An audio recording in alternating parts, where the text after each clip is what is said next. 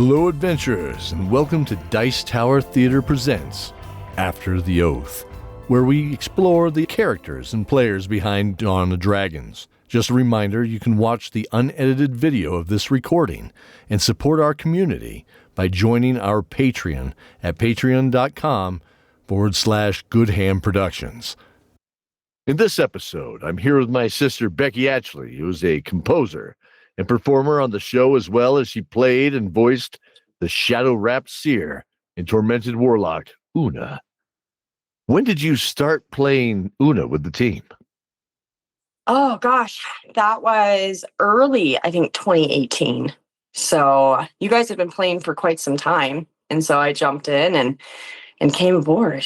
Yeah. Yeah, that's right. If I remember right, you came in, well, in the show itself, you came in season 3. 3, yeah. In game time, it was right after we did the big battle of the Celestine Tower and all that stuff. So it fits with the story, but you really did kind of join at that point. We were like, oh, okay. So what did you want to play? Yeah. And at the same time, JD's like, oh, I want to jump into. And so you both were like, oh, hey, we want to do this. And of course, it's like, you're like, I want to be a warlock after we were going through like classes and stuff.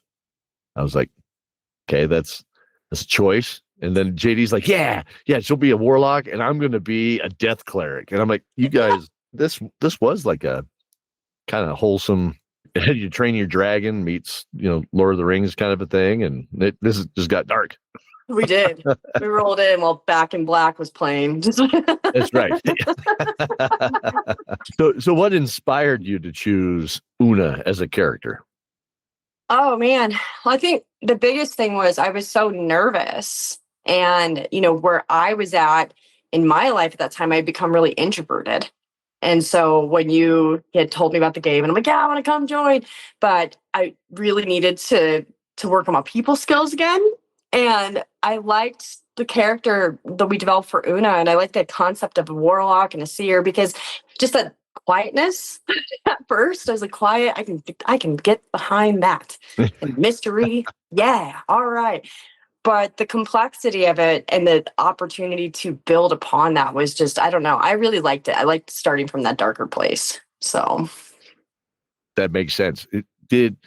So where did the name come from? I know where the name came from. I'm sure I know where it came from, but where did the name come from? Well, to prove how much of a cat lady I am, it came from our family cat, Una. That we had years ago, but we named Una because of Una from Legend. And so, because she was spicy a spicy little sprite. And so the name, just honestly, that moment, all I could think of was like our cat was very like known for being quiet and brooding and just, and then would just jump at you all of a sudden. I'm like, that's what I want my character to be. Just someone who's just stepped back. And then like when she's got to get going, she gets going. What characteristics of Una do you relate to the most? That's a really good question. It definitely developed over time because obviously, as mentioned in the beginning, it was, the quiet mystery part. But I think as Una developed, the awkwardness of Una really was something I can still connect with, of just like randomly saying whatever first comes to your thought, your mind, or trying to make jokes and just being incredibly awkward. Hey. It's true. So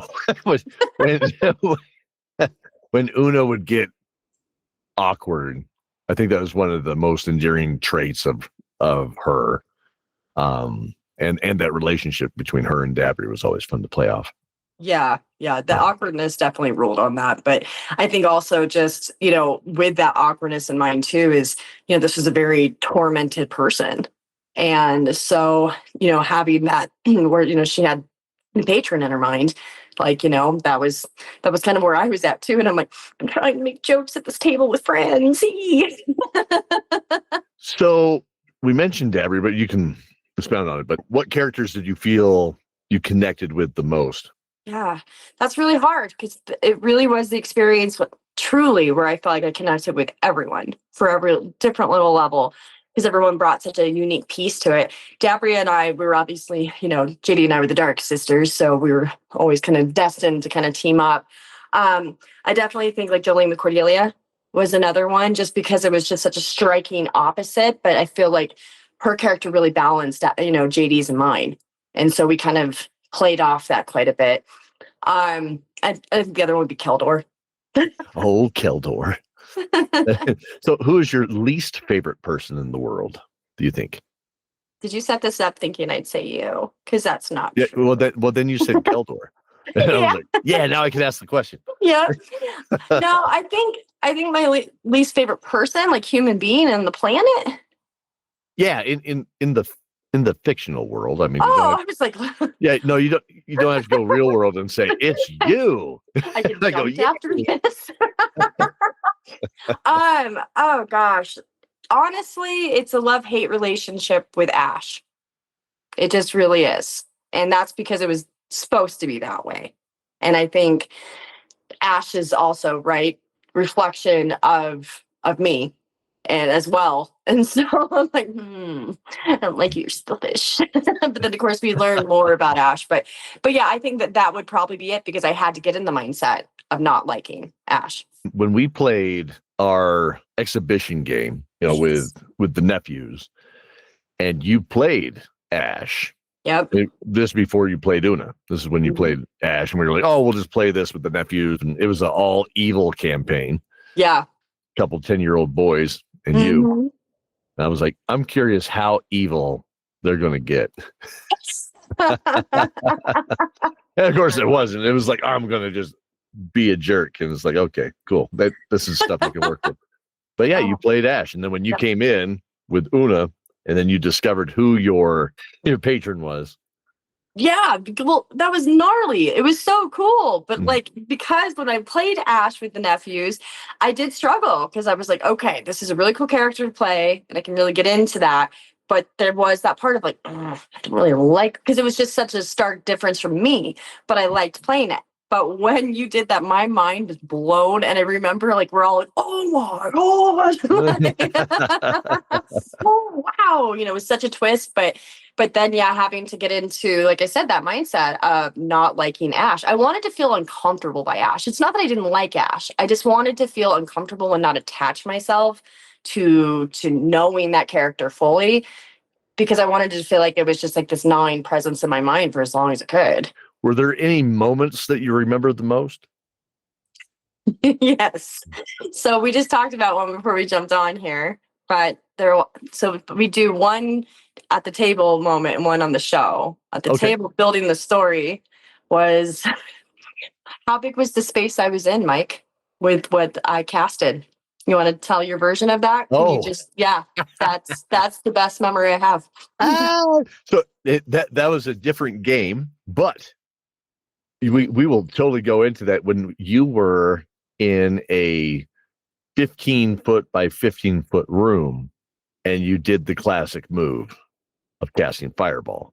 Yeah, I did. Yeah. And I said, are you sure? And you said, did I stutter? And my friends. Yeah, you toasted Jordan, and Jordan's face was just, okay, that happened. that was it was Jordan and Eddie, my old security guy. Oh, that's right. I don't know why my brain thought that was the same campaign early on, but we tied it in because let's walk through it, because it's just kind of funny. So Tomb of Horrors was the dungeon that I always used as like a speed run, or just like a go-to, and just to see how far anybody could go. I love throwing it at new people, just because it's fun. It's funhouse horror kind of stuff. So I had put together a campaign of that with people I worked with during a lunch break, and they all wanted to play evil characters, and they were upset because they weren't part of the Dice Tower main group.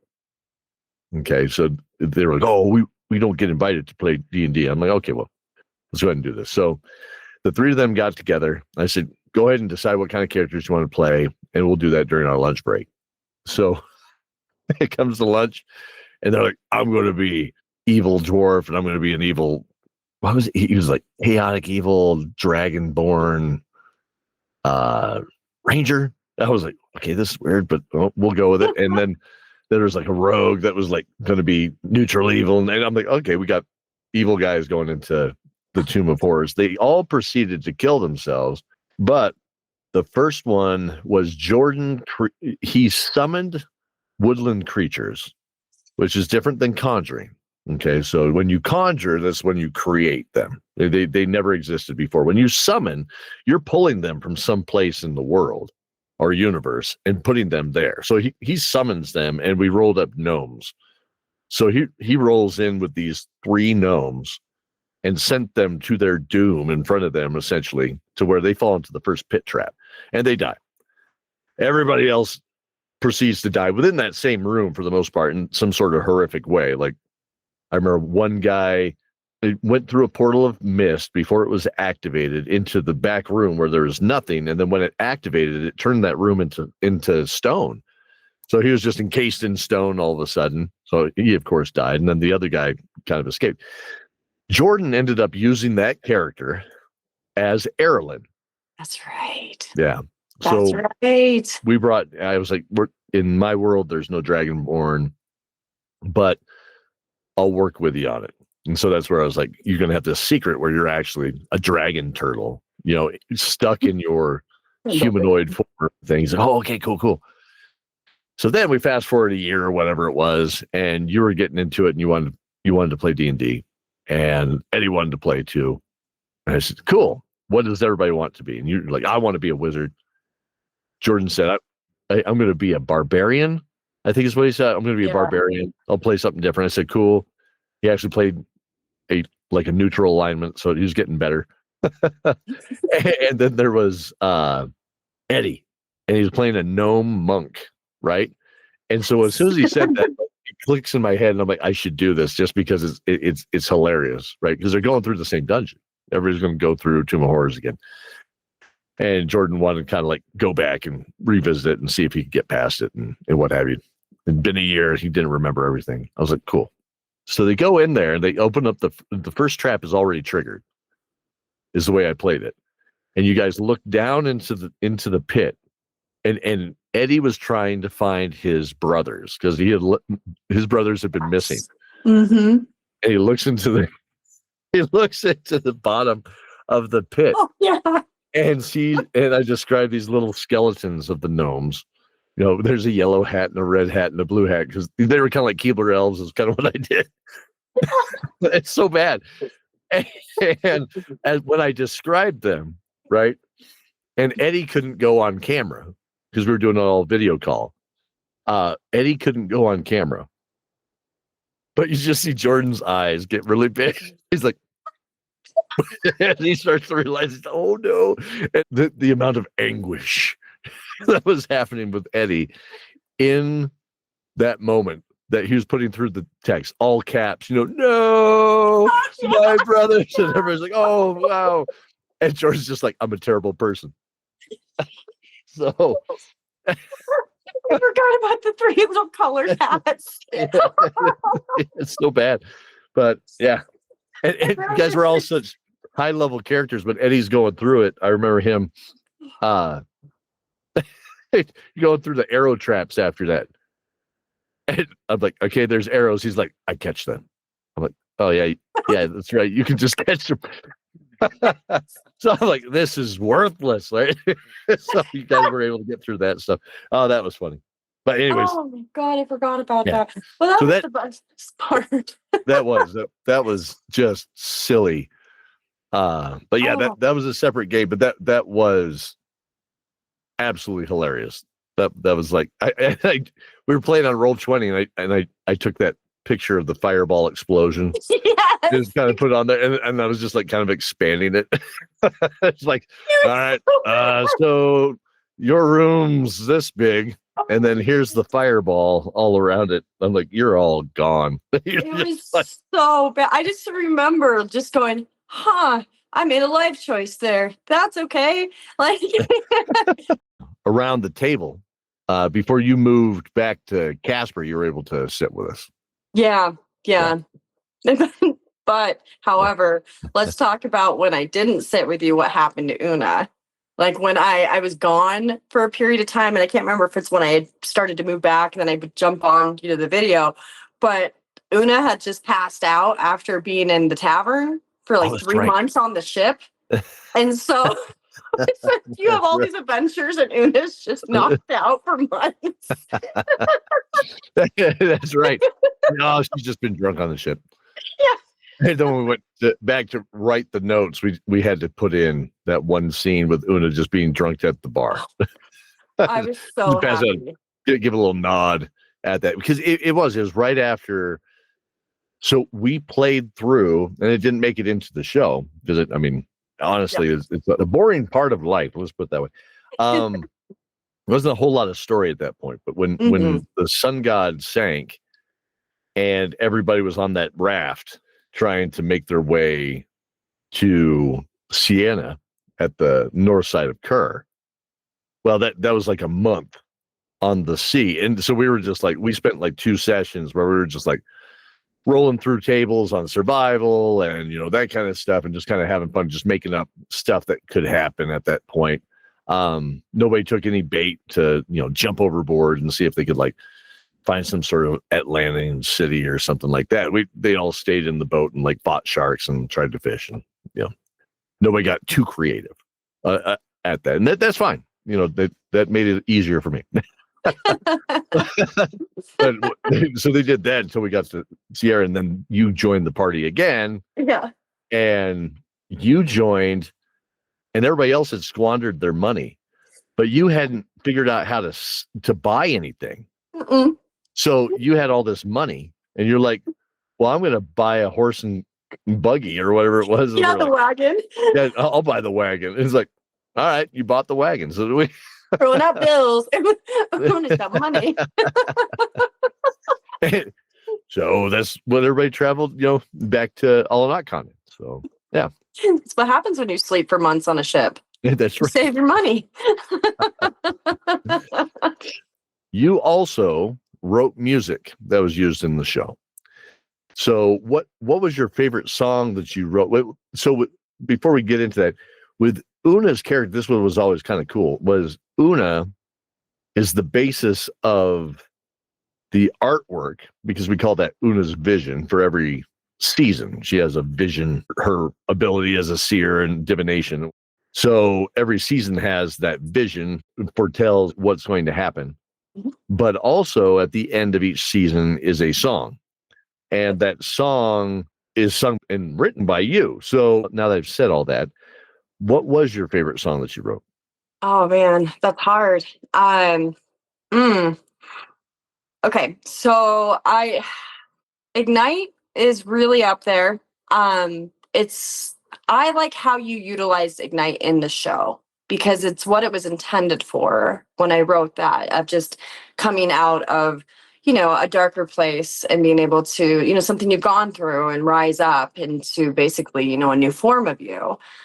Which I thought was just so fitting. But I would say like the true favorite is going to be the fire.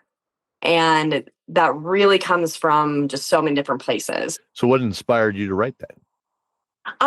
So, and I know you've shared this, and thank you for that. 'Cause I am a huge advocate for mental health awareness. That song was intended for that, was depression, going through just not knowing where you belong, right? Feeling the lowest you've ever felt and just hitting that dark place. And so, I'd gone through plenty of those moments in my life, and that one was just a mere reflection of that, of just, waiting for change and then building yourself to the point where you feel strong again. And no, I want to choose to keep going. I want to choose to be on to that next chapter. And so, it came from personal experiences and also inspired by others too. It's my favorite song too. The stuff that we've, collaborated on. And do you have any fond memories of recording or writing that you remember? So many, especially when I came down to record straight with you. And I have a tendency to not read names correctly, how they're supposed to be said. And do you have a specific one of those names that I struggled with in your mind, Mike, that stands out? Because Cogyrus. Oh yeah, that's right. Cogyrus. Cogyrus. Cogyrus. I'm like, that's actually Cogyrus. Like, because you had recorded all your lines. I had made the mistake of just like cutting you loose, and I went and worked with everybody else. And then you recorded your stuff and you sent it to me. And I went, I got to go back and we got to re-record this. And so I go back and you re-record it. You're a trooper. I appreciate you doing that. Oh, but God. That's why I included that as a joke. Yep. Later on, I was so stoked when I heard that. I was like, well done. That's right. No, I think like the fondest memories of they are that, but with how we do this with us recording and then sending it to you for editing collaboration, and I don't know, I really loved being challenged by you with the writing. And especially when I had to come out of that shell and Una was having these flashbacks, these battle flashbacks or these fight moments and the screams and those, I had too many to name, but I loved being able to challenge myself with when she was, really coming out of there. Hold on, because season 7 starting to ramp up. So I got to get you working on the next one for that. So me and Cogyrus. That's right. You and Cogyrus. That's right. How'd you say you grew since you started on this journey with us? Did Una teach you anything about yourself? Yes. So I can say with full confidence that because of the game and the show, because of every stage of the campaign to every stage of what we've created with the podcast, I changed completely and I grew because of it. Una challenged me to face things in the past and to face the things that I didn't want to think about, right? As we develop, as we grow, as we move on in our lives, when we have that unique opportunity through art and through a character to be able to grow alongside them. And so I think that was really tremendously huge, as Una had to learn how to laugh and smile and, be human, emote, all that stuff. But Una was contending with Ash. And as the show grew, like I said, so did I. So I think that was the biggest one. Yeah. What are you planning to do next? Take over the world. Are you coming? I'm on board. Let's go. For me creatively after this, or no, I would love to continue with acting and I would love to continue composing. Mm-hmm. And I love the world that we've been in. And so I think I've really found just, I don't know, a little home in fantasy. So I think I'd like to continue to see where I go from there. So where can our listeners find more of your work? Yeah, so I have some of my music up. You can find me on Spotify and Reverb Nation, but I have an album that is going to be coming out next year. And so that is in fruition now. But the best way to keep up with that and the website that's going to be loaded soon is just to go to Instagram and go to Her Words on Fire. And that's my main little channel where I'll drop stuff. And then as I continue to create, I'll throw it out there. Well, until next time, everybody. Stay safe and remember the oath.